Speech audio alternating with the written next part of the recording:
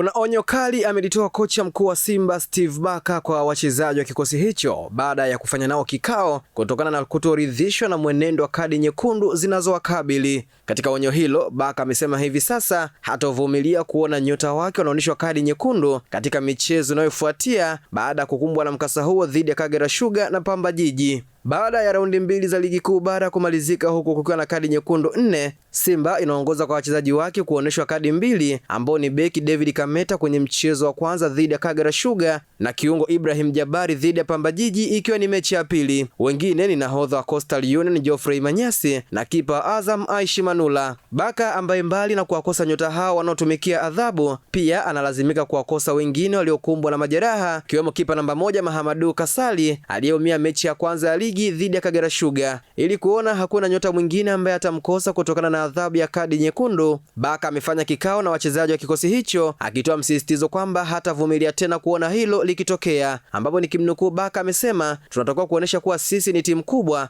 hivyo tunapaswa kuonesha nidhamu kubwa ya mchezo. Hatua ya kwanza nimeongea nao ili kuona wepesi wa kufanikisha hili, baada ya hapo tutaona hatua nyingine za kufuata, mwisho kunukuu. Barker amesema licha ya changamoto hiyo hawezi kutegemea wachezaji wachache pekee, akisisitiza kuwa mafanikio ya Simba kuvuna pointi 6 katika mechi hizo yanatokana na nguvu ya kikosi kizima. Aidha, kocha Barker amelazimika kukaa chini na mshambuliaji wa kikosi hicho Ibrahim Dumbia ambaye ametua Simba msimu huu, akimtaka kuboresha uchezaji wake ili kuinufaisha timu. Mshambuliaji huyo tangu atue amefanikiwa kufunga bao moja pekee kwenye mechi za Sekafa, huku akishindwa kutikisa nyavu dhidi ya Yanga katika ngao ya jamii na mechi 2 za ligi kuu bara alizocheza. Akizungumza na moja ya chombo cha habari, Barker amesema ameshtukia kitu kwa mshambuliaji huyo na kuna vitu anataka viboreshwe kwa Dumbia, likiwemo kukaa sana kwenye boksi la hatari la wapinzani. Barker amesema amemtaka Dumbia kuhakikisha hata kama atakuwa anashuka chini kidogo kusaidia wenzake, lakini anatakiwa kuhakikisha wakati Simba ina mpira anawahi eneo la hatari ili aweze kupata mipira ambayo inahitajika na kufunga. Aidha, Barker amesema kitu cha pili ambacho amekiona kwa Dumbia ni namna anavyokabiliana na mipira ya juu, akitaka kuhakikisha anaruka kwa hesabu ili aweze kufunga kwa kuwa ana ubora wa kujua kufunga kwa mipira ya namna hiyo. Ameongeza kuwa mshambuliaji huyo raia wa Mali hatakiwi kucheza kwa presha kubwa na hapaswi kusikiliza mashabiki